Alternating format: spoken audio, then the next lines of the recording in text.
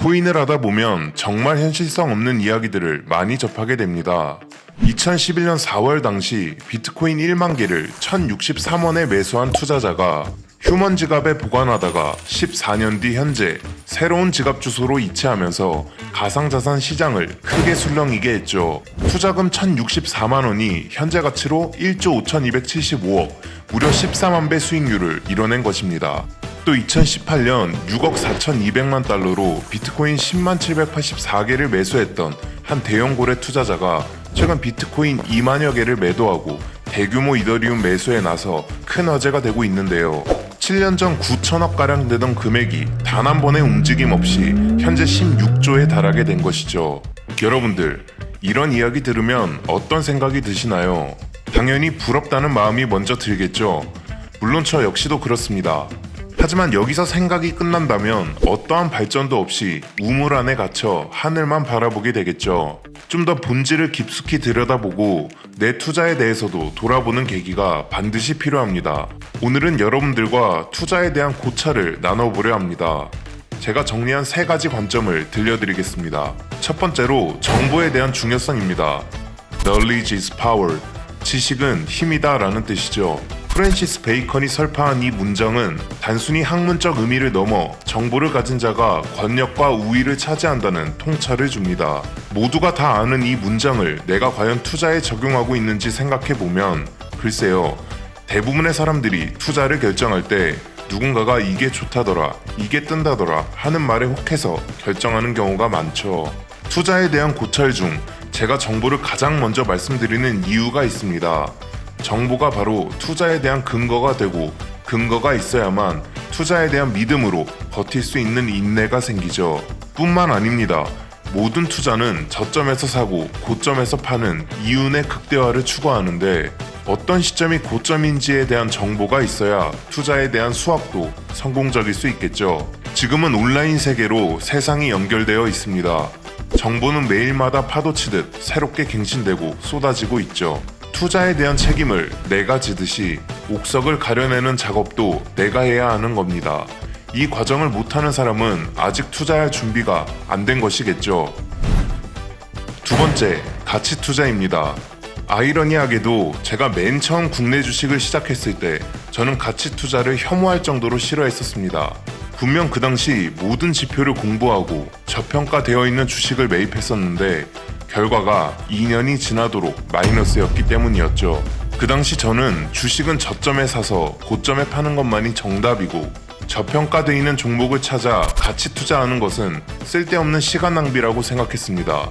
하지만 진정한 가치 투자는 주식에 있는 저평가 종목을 찾는 것에 국한되는 것이 아닌 내가 투자할 수 있는 모든 것에 적용해야 한다는 것을 뒤늦게 깨닫게 되었죠. 가치 투자로 전 세계에서 가장 인정받는 워렌 버핏이 올해 94세 나이로 은퇴를 선언했습니다. 버핏은 70년 동안 정보를 가려내며 좋은 옥석의 투자처를 찾고 또 투자하며 살았죠. 그런 만큼 그 장르도 방대할 수밖에 없었습니다. 보험업, 소비재와 제조업 기업들의 인수, 철도, 에너지 인프라, 채권, 자원, 원자재 기업 등등 사람들이 흔히 알고 있는 버핏은 주식의 대가이지만 사실 다양한 장르를 넘나들며 엄청난 정보와 분석을 바탕으로 지금의 명성을 얻게 된 것입니다. 세상에 투자할 수 있는 분야는 정말 무궁무진합니다.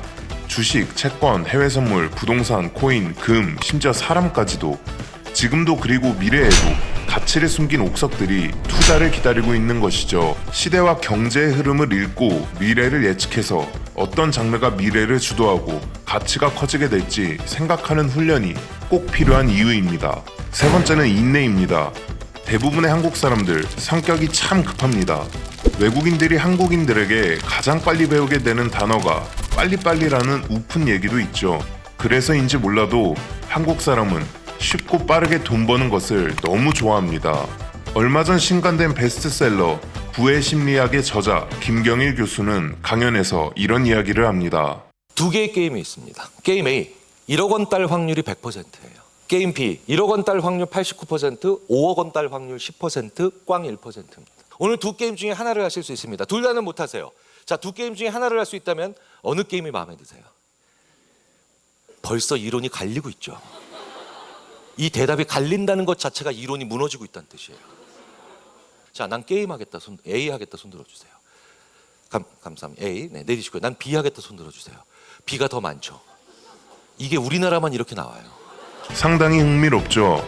결론은 한국 사람들은 빠르고 쉽게 돈 버는 것을 좋아하는 데다가 부를 보는 관점까지 추상적이다 보니 인내가 필요한 가치 투자나 투자에 대한 수익 구간을 현실적으로 정하는 데 있어 외국인들보다 어려움을 겪을 확률이 높습니다. 한국인들이 레버리지에 미치는 이유이기도 하죠.